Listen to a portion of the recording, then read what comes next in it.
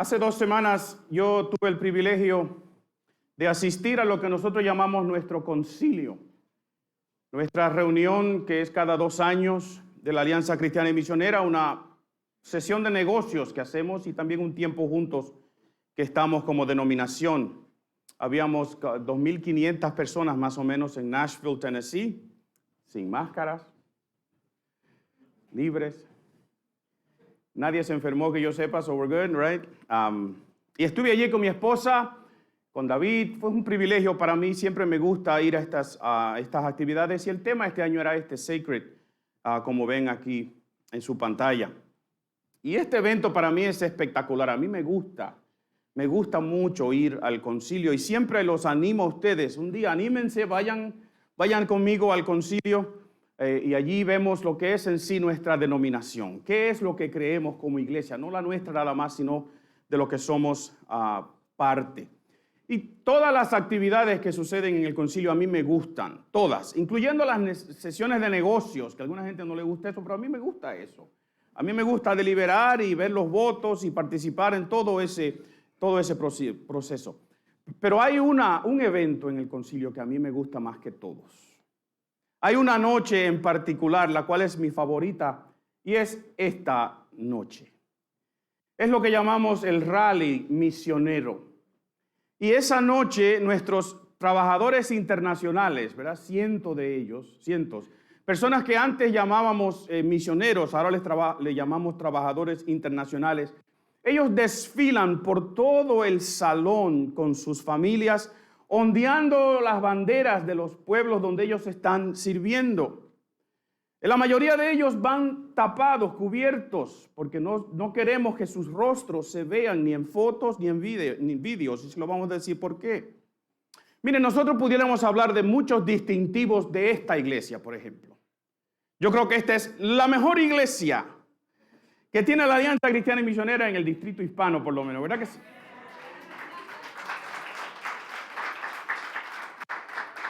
Ustedes, ok, está bien, alábense, está bueno. Pudiéramos hablar de nuestra música, de nuestro sitio, de nuestra pasión, de nuestras ofrendas. Somos una iglesia dadivosa, pero lo que nos define, lo que define a nuestra iglesia, lo que define a nuestra denominación es un profundo deseo de compartir el evangelio con aquellos que no lo han oído, de darle a aquellos la buena noticia de la salvación en Cristo Jesús. Y esa noche en el concilio es eso lo que se celebra. Y es impresionante, por lo menos para mí, y como Alfredo lloro, ¿verdad? Es impresionante ver estos hombres, mujeres, sus hijos, desfilando, cubiertos sus rostros, la mayoría de ellos, algunos con la vestimenta típica del país donde están sirviendo. Y hoy ellos van orgullosos de lo que están haciendo, sus rostros llenos de amor, y ondean sus banderas del país donde está. Miren, algún día nosotros vamos a hacer un desfile parecido allá en el cielo, ¿verdad que sí? Ay, digan amén.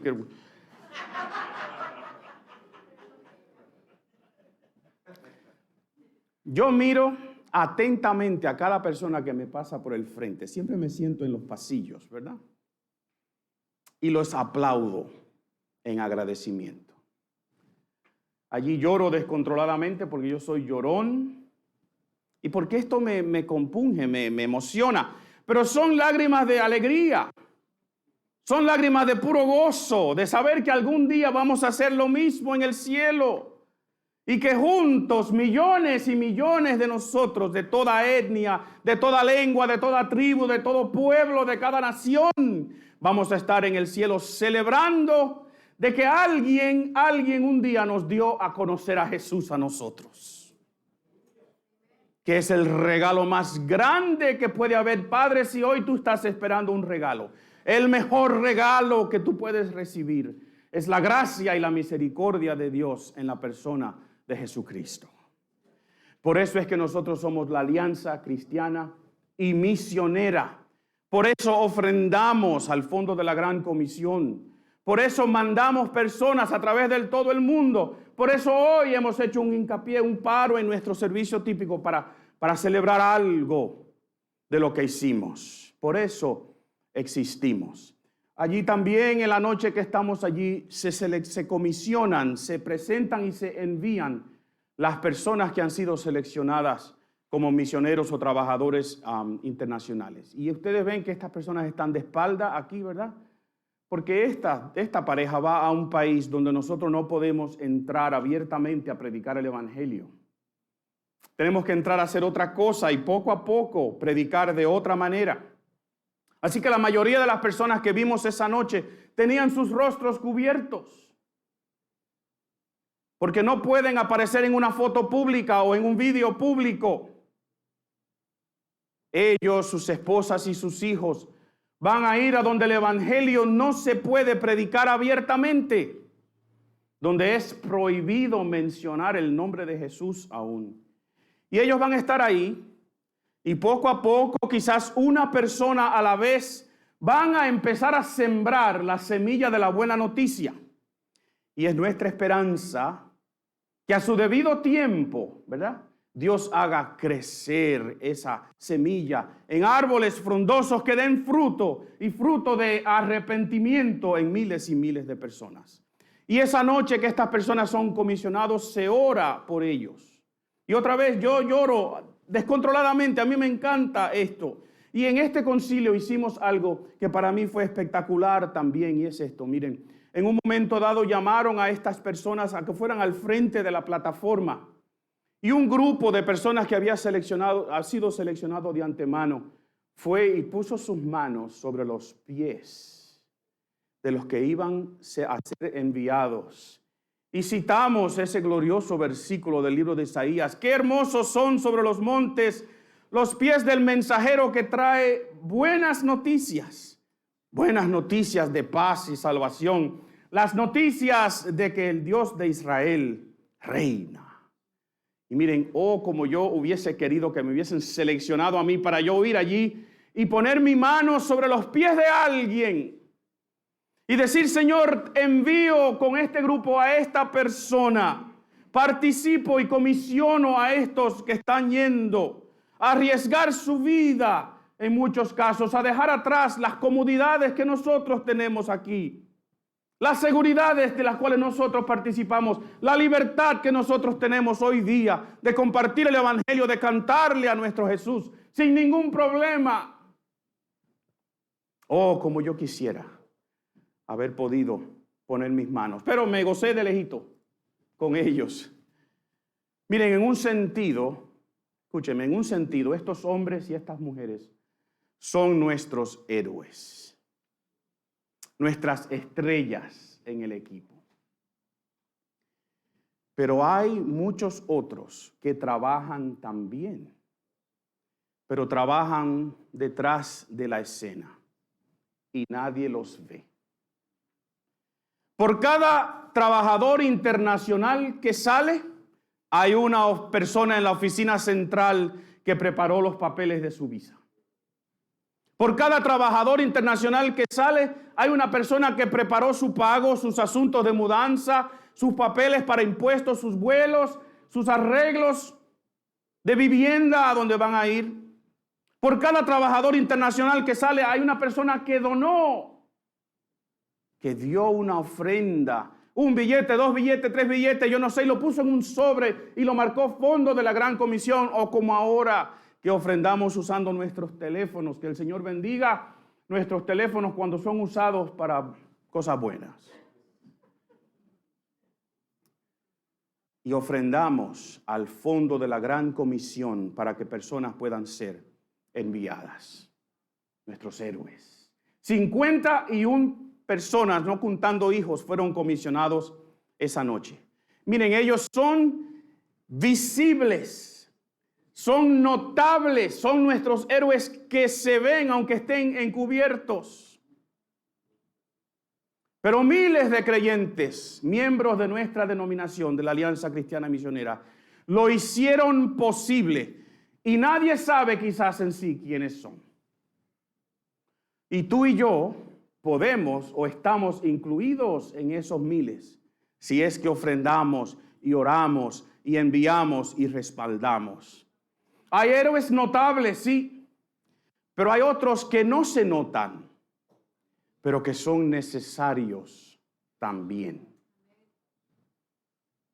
Hay un héroe en la Biblia que le estamos leyendo de él y vamos a ver hoy su historia, cómo comienza Pablo. Pablo el apóstol. Hoy vamos a ver el comienzo de su ministerio como creyente, cuando aún todavía es conocido como Saulo. Y es interesante que mucho más tarde en su vida, ya casi al final de su vida, Pablo, predicando en Jerusalén, dice lo siguiente: pues todo el que invoque el nombre del Señor será salvo. Pero ¿cómo pueden ellos invocarlo para que los salve si no creen en Él? ¿Y cómo pueden creer en Él si nunca han oído de Él? ¿Y cómo pueden oír de Él a menos que alguien se lo diga? ¿Y cómo irá alguien a contarles sin ser enviado? Por eso las Escrituras dicen: qué hermosos son los pies de los mensajeros que traen las buenas noticias. Alguien fue instrumental en la vida de Pablo cuando todavía era Saulo. Alguien le dio a él la buena noticia. Alguien que quizás no lo consideramos muy notable en el día de hoy. No lo respetamos o conmemoramos como a Pablo. No lo consideramos quizás un héroe como Pablo. Y hoy nosotros vamos a ver ese personaje también. Y yo quiero hacerles una pregunta a ustedes en el día de hoy. ¿Son todos en la obra de Dios notables, héroes como Pablo? Yo creo que la respuesta obvia es no. No todos se notan, no todos se ven públicamente. Pero sin los que están detrás, sin los que envían, los héroes como Pablo no salen. Y por tanto yo quiero que ustedes consideren conmigo esta idea en el día de hoy.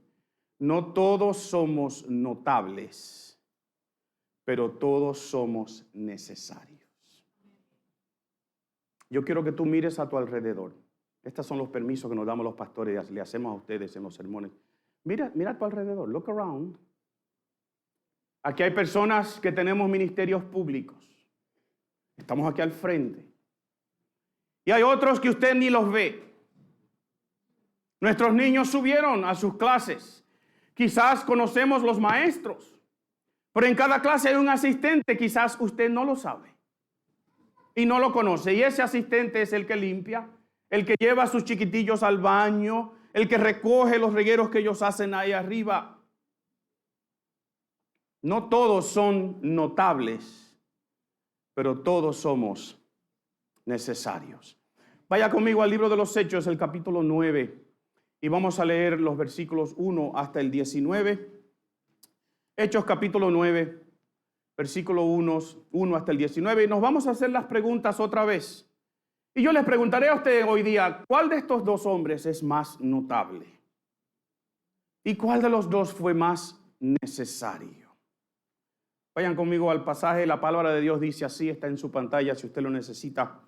Mientras tanto, Saulo pronunciaba amenazas en cada palabra y estaba ansioso por matar a los seguidores del Señor. Así que acudió al sumo sacerdote. Le pidió cartas dirigidas a las sinagogas de Damasco para solicitarles su cooperación en el arresto de los seguidores del camino que se encontraban ahí. Su intención era llevarlos a hombres y mujeres por igual de regreso a Jerusalén encadenados. Al acercarse a Damasco para cumplir esa misión, una luz del cielo de repente brilló alrededor de él. Y Saulo cayó al suelo y oyó una voz que le decía: Saulo, Saulo, ¿por qué me persigues? ¿Quién eres, Señor?, preguntó Saulo. Yo soy Jesús, a quien tú persigues, contestó la voz. Ahora levántate, entra en la ciudad y se te dirá lo que debes hacer. Los hombres que estaban con Saulo se quedaron mudos, porque oían el sonido de una voz, pero no veían a nadie. Y Saulo se levantó del suelo, pero cuando abrió los ojos estaba ciego. Entonces sus acompañantes lo llevaron de la mano hasta Damasco. y permaneció allí ciego durante 3 días sin comer ni beber. Ahora bien, había un creyente en Damasco llamado Ananías. El Señor le habló en una visión, lo llamó: Ananías. Sí, Señor, él respondió. Y el Señor le dijo: ve a la calle llamada derecha, a la casa de Judas, y cuando llegues pregunta por un hombre de Tarso que se llama Saulo. En este momento él está orando. Le he mostrado en visión a un hombre llamado Ananías que entra y pone las manos sobre él para que recobre la vista. Pero Señor, exclamó Ananías, he oído hablar a mucha gente hablar de las cosas terribles que ese hombre les ha hecho a los creyentes de Jerusalén. Además, tiene la autoridad de los sacerdotes principales para arrestar a todos los que invocan tu nombre. El Señor le dijo: ve, porque Él es mi instrumento elegido para llevar mi mensaje a los gentiles y a reyes, y como también al pueblo de Israel. Y le voy a mostrar cuánto debe sufrir por mi nombre. Así que Ananías fue y encontró a Saulo, puso sus manos sobre él y dijo: hermano Saulo, el Señor Jesús, quien se te apareció en el camino, me ha enviado para que recobres la vista y seas lleno del Espíritu Santo. Y al instante algo como escamas cayó de los ojos de Saulo y recobró la vista. Y luego se levantó y fue bautizado. Y después comió algo y recuperó las fuerzas. Y Saulo se quedó unos días con los creyentes en Damasco. Que el Señor bendiga su palabra. Qué historia más linda, ¿verdad? Las historias en la Biblia son lindas. Miren nuestro texto que leímos hoy al principio. El primer verso dice: mientras tanto. Y aunque estas palabras no están en el original, en el griego original, la impresión que uno tiene por el pasaje, de la manera en que Lucas presenta esto, nos da a entender a mí, por lo menos claramente, y creo que por eso está así en nuestra traducción, de que mientras Dios, a través de Jesús y a través de Felipe y a través de sus creyentes que habían sido dispersados, mientras Dios se está moviendo en gran manera en Samaria, el diablo también se está moviendo a través de uno llamado Saulo, que está persiguiendo a los creyentes. Yo quiero que tú entiendas en el día de hoy, en forma de paréntesis aquí, que nuestro enemigo nunca descansa, que mientras Dios se mueve, Él también se mueve, y que el interés de nuestro enemigo, a quien reprendemos en el nombre del Señor, el interés de Él es ser un obstáculo, meterse en el medio, ser una barrera para que este mensaje de salvación no sea predicado. Así que mientras Dios obraba en Samaria a través de Felipe, el diablo obraba a través de Saulo. Y esta joven iglesia que había nacido en Jerusalén el día de Pentecostés, miren, estaba siendo asolada por los líderes religiosos y por este hombre en particular, este Saulo. Y muchos habían sido dispersados por toda Judea y por Samaria, y en este relato hasta Damasco. Y a Saulo ya lo vimos por primera vez en el martirio de Esteban. Y Lucas nos los presentó como alguien que estaba completamente de acuerdo con lo que sucedió ahí. Y algunos piensan que esa señal de que les pusieran las túnicas de Esteban a sus pies era porque era Saulo que había causado esta muerte. Así que este hombre amenaza constantemente a los cristianos. Y sus amenazas son de muerte. Y vemos sus esfuerzos que son intencionales. No es que este Saulo simplemente cuando ve a un cristiano quiere hacerle algo, no. Él busca cartas de introducción, cartas de presentación, cartas de autorización y hasta va a Damasco. Y yo quiero que ustedes entiendan que Damasco está a 6 días de camino de Jerusalén. Este hombre tiene intenciones de hacerle daño a los que Lucas llama aquí como los seguidores del camino. Pero miren, Dios siempre tiene un plan. Dilo conmigo, Dios siempre tiene un plan. ¿Usted lo cree? Oh, God has a plan. He always has a plan. Y mientras Saulo cree que él está planificando la destrucción de esta iglesia, Dios está haciendo otra cosa. Porque las puertas del infierno no pueden prevalecer contra el avance de la iglesia. Y en el camino a Damasco, Jesús se le aparece a este Saulo. Y lo hace en una manera sobrenatural y espectacular. Y literalmente, según entendemos por el original, lo tumba de donde él estaba montado, lo más probable en un caballo, un mulo, un burro, yo no sé. Lo tumba de ahí, Saulo cae al piso. Y él dice, Señor, ¿qué quieres? ¿Quién eres? Cuando el Señor le dice, Saulo, Saulo, ¿por qué tú me persigues? Y cuando Saulo dice, Señor, yo no creo que le estaba hablando con un hombre cualquiera. Él entiende que lo que le está sucediendo a él es algo que es divino, que esta voz que viene del cielo no es cualquier Señor. Y para que no haya ninguna duda, Jesús le dice, yo soy Jesús, a quien tú persigues. Y entonces le da una orden. Vete, levántate y vete a Damasco, y en esa ciudad se te va a decir a ti lo que tú debes hacer. Y miren, yo creo que en este encuentro entre el Señor Jesús y Saulo hay algo que es verdad para todos nosotros. Quizás Dios no te va a apiar de un caballo hoy,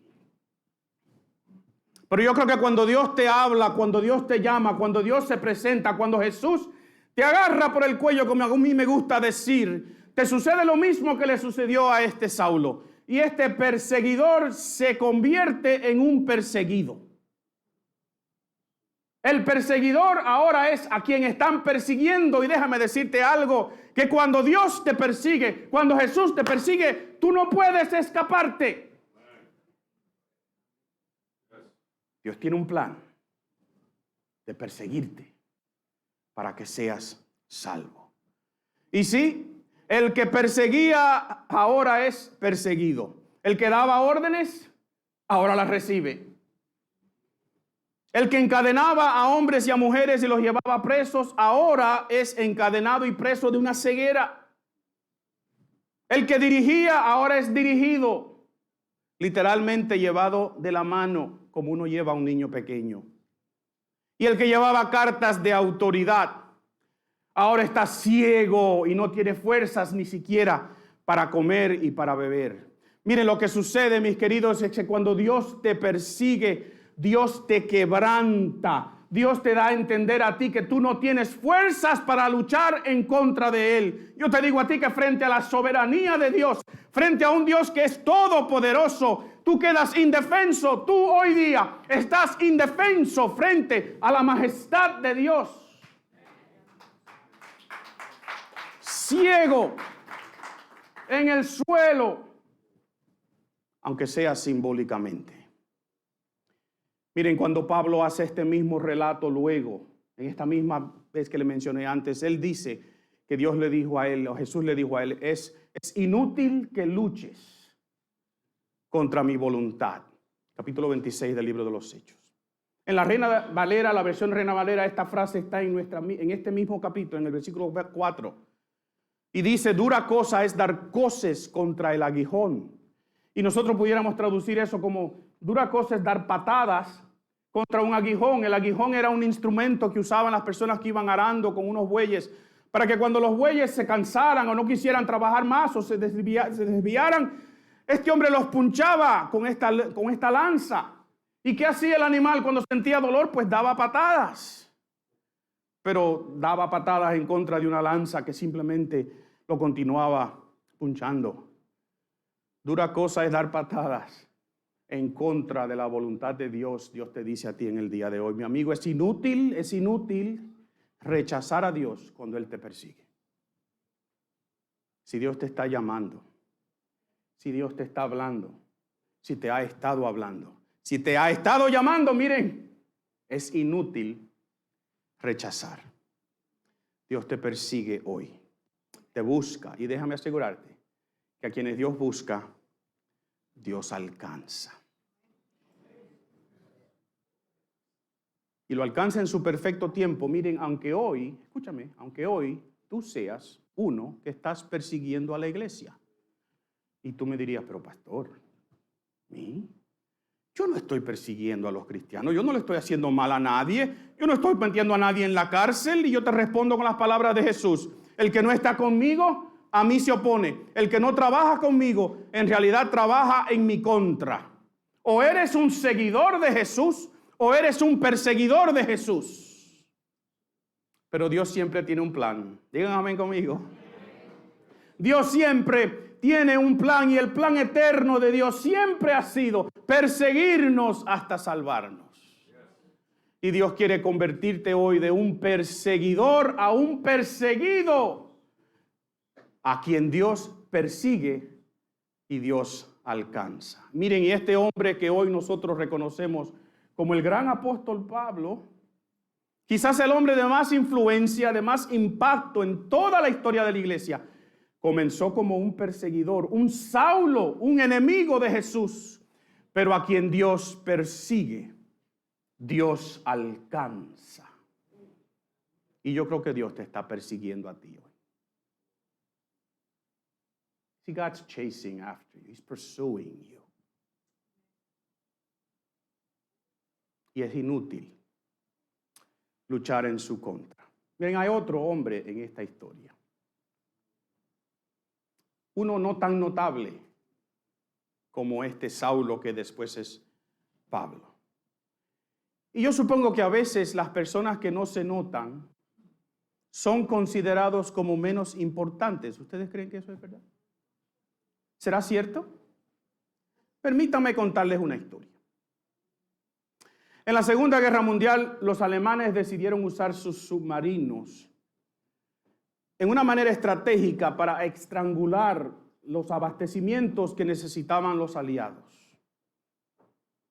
Los americanos todavía no habían entrado en el conflicto en Europa y solo participaban vendiendo y proveyendo supplies, comida, armamentos, abastecimientos a los aliados, especialmente a los ingleses. Y por necesidad, obviamente, estos abastecimientos tenían que venir por barco. Así que, mientras en otras escenas los submarinos peleaban en contra de barcos de la guerra, de la marina, los alemanes decidieron hundir barcos civiles de la marina mercante.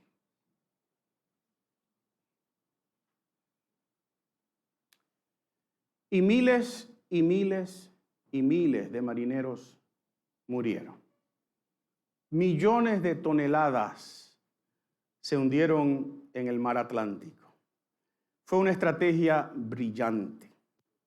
Y por los primeros años de guerra, estos submarinos que salían en lo que se llamaban como manadas de lobos, wolf packs, dominaban el mar Atlántico. Había que hacer algo, ¿verdad?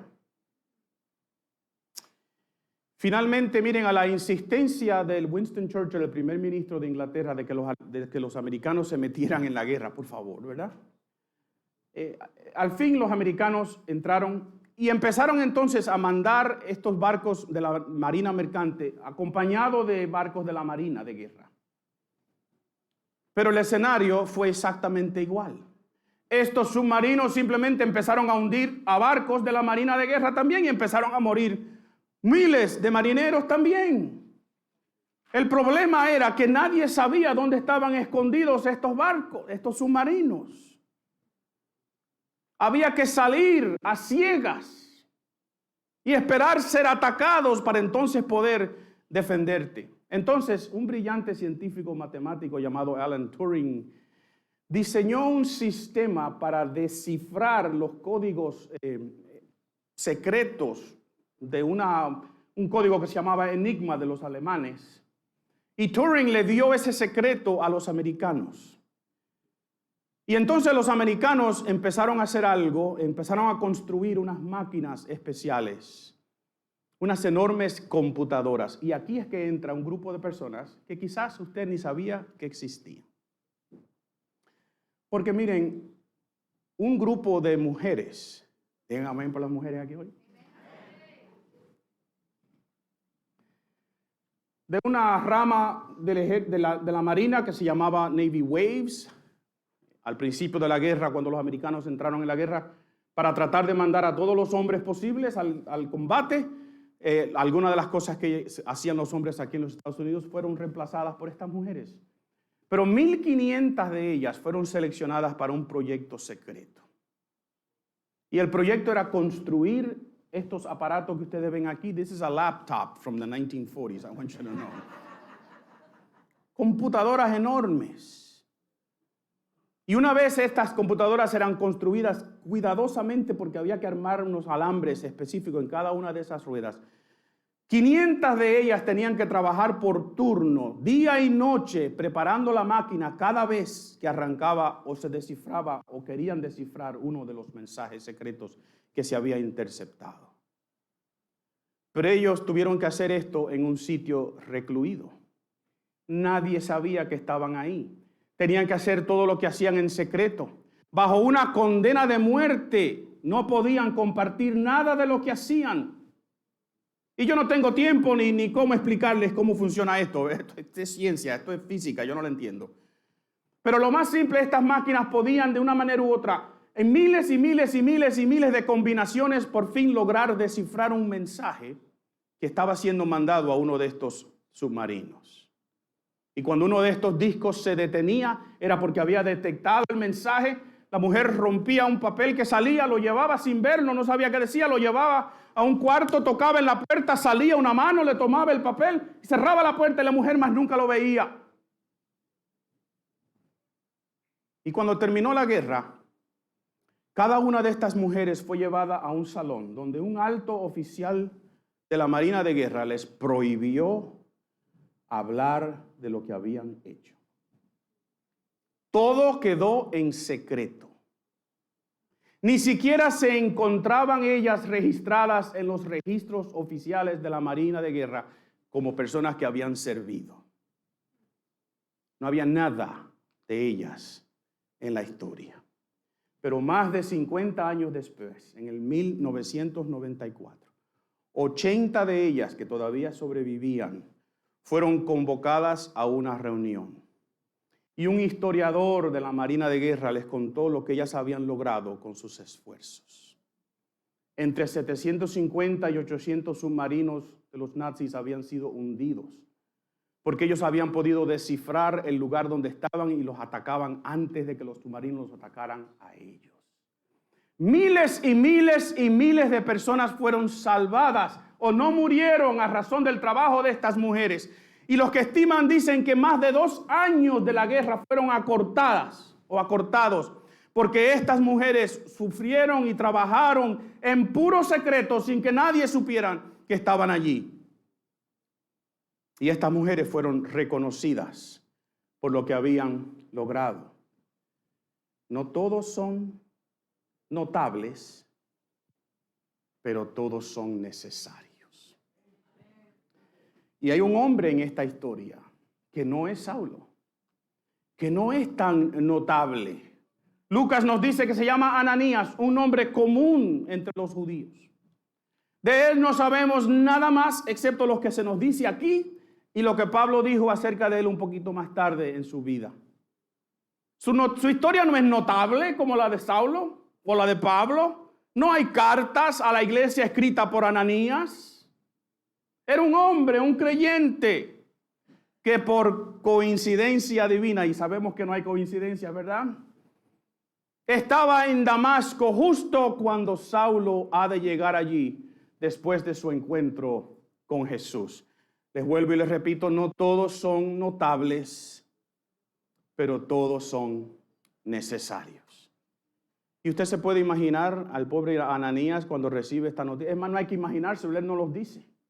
El Señor se le aparece en visión y le dice a Ananías y él dice, sí, Señor. Yo pudiera pararme aquí y hacer otro sermón, ¿verdad que sí? Porque cuando el Señor te llama, ¿qué es lo que tú tienes que decir? Ay, ese sí, Señor, fue de algunos y en parte. Acuérdate que si te está persiguiendo, he's gonna catch you. A quien Dios persigue, Dios alcanza. Ananías, sí, Señor, vete a la calle que se llama Derecha, que por cierto todavía existe en las ruinas de Damasco. Vete allí a la casa de un hombre que se llama Judas y pregunta por un hombre que viene de Tarso que se llama Saulo. Y yo creo que las orejas de Ananías se levantaron cuando él oyó ese nombre. Y le dijo, pero Señor, tú sabes muy bien quién es este tipo. Eso suena como un judío dominicano, ¿verdad?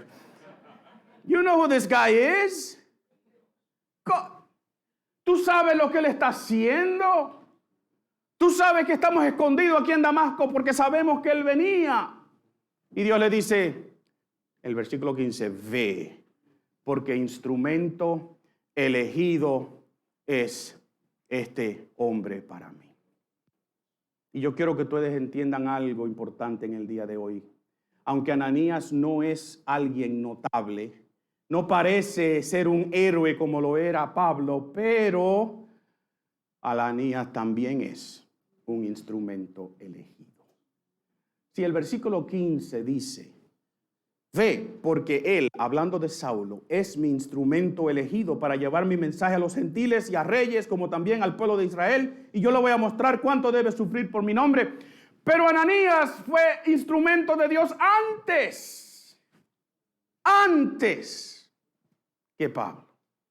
Y de la misma manera que Pablo es un instrumento, Saulo es un instrumento para ser el gran misionero, el gran apóstol de la iglesia, así también Ananías es el instrumento que Dios usó para imponer sus manos sobre Saulo en una señal de confirmación y de aceptación, que ya la vimos en el pasaje anterior. ¿Se acuerdan? Cuando Pedro y Juan oran por los samaritanos para que entendieran que ellos también eran parte de este glorioso mensaje de salvación.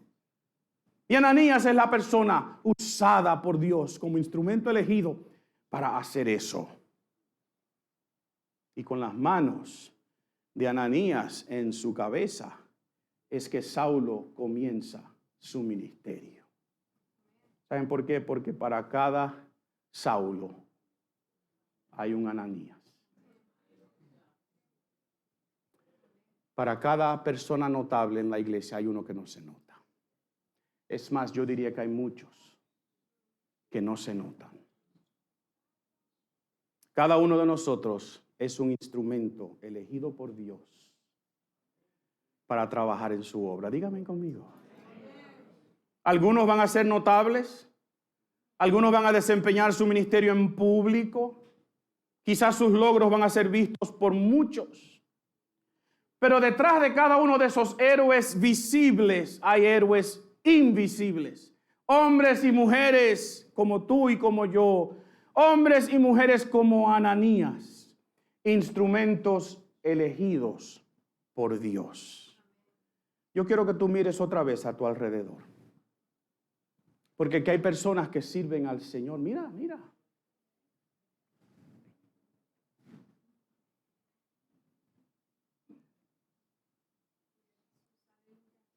Personas que están sirviendo ahora para que otro pueda servir. Y tú no lo ves.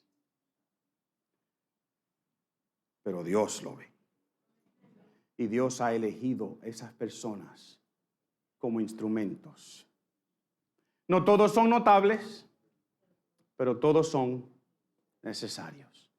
Por cada Saulo hay un Ananías. Por cada ministerio público notable hay muchos que sirven sin que nadie se dé cuenta. Todos somos necesarios.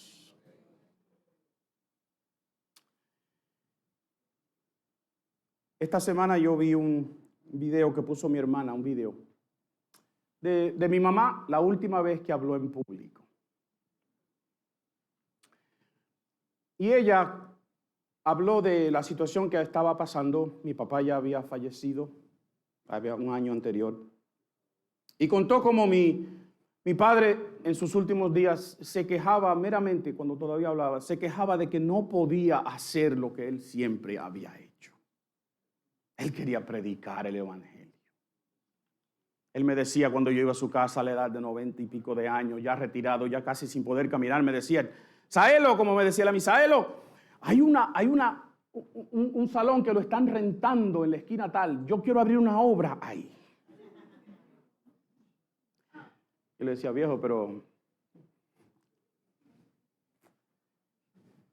Y entonces mi mamá contó que ella le decía a él, Nilo, como le decía Nilo, No podemos hacer lo que hicimos antes, pero le citaba el próximo versículo. Todo lo que te viniere a la mano para hacer, hazlo según tus fuerzas. Porque en el Seol, en la tumba donde vas, no hay obra, no hay trabajo, no hay ciencia, no hay sabiduría. Todo lo que tú puedas hacer ahora, hazlo. Si mi papá era la persona pública, el que se paraba al frente, el que predicaba, y como les dije la semana pasada, decenas de personas se convertían de un golpe. Él era quien tenía el título de pastor, que en aquel entonces todavía se respetaba, quizás no tanto hoy. Pero era mi mamá que lo sostenía en oración. Era mi mamá que cuidaba la casa y los hijos mientras él salía. Era mi mamá que enseñaba y aconsejaba en la iglesia sin que nadie se diera cuenta. No todos son notables, pero todos son importantes y necesarios y todos son un instrumento elegido. Y concluyo, quizás tú te sientes hoy como Ananías, detrás de las escenas, poco notado, poco reconocido. Mira, permítame decirte dos cosas. Primero, yo te reconozco. Yo reconozco tu servicio y doy gracias a Dios por ti, por cada uno de ustedes que sirven aquí en esta iglesia, no tanto en las cosas que se ven, sino en aquellas que necesariamente no se ven. Pero segundo, Dios sabe lo que tú haces y es Dios quien te ha escogido a ti como su instrumento elegido. Tú eres importante y eres necesario. Yo quiero animarte hoy a que entiendas esto, a que Dios te usa en su obra. Con las fuerzas que tenga, haz lo que Dios te pone en tus manos. Aunque tu ministerio no sea notable, humanamente hablando. Aunque no estés al frente. Y también quiero que tú reconozcas aquí en tu iglesia a aquellos que sirven. Mira a tu alrededor otra vez. Da gracias por aquellos que están arriba con tus chiquillos. Los que estuvieron el viernes abajo en la iglesia del niño. Los que limpiaron, los que recogieron, los que prepararon. Los que llegaron temprano hoy, prendieron el sistema y prepararon todo para que tú y yo, con toda comodidad, pudiésemos hoy adorar a nuestro Dios. Todos un instrumento elegido por Dios. Y tú puedes ser el Ananías que necesita el próximo Saulo. Tú puedes ser el Ananías que necesita el próximo Saulo que quizás sale de aquí, de nuestra iglesia. Cierra tus ojos conmigo, vamos a orar. Eterno Dios, gracias porque tú nos eliges. No solo para salvación, pero nos eliges para servirte. Y en este tu gran, divino y extraordinario plan de salvación, tú incluyes a personas como yo, como estos hermanos que estamos aquí hoy. Con nuestras fallas, nuestras debilidades, nuestros miedos. Y tú nos dices, ve, porque tú eres quien vas a ser el Ananías de aquel Saulo. Tú vas a ser el que respaldas. Ve, porque Él es un instrumento elegido, pero tú también. Ayúdanos, Señor, a entender ese mensaje tuyo. Todos somos necesarios e importantes, aunque no todos seamos notables. Y yo sé también, Padre, yo sé también que a quien tú persigues, tú alcanzas, sea para que te sirva o sea para que te honre como Señor y Salvador.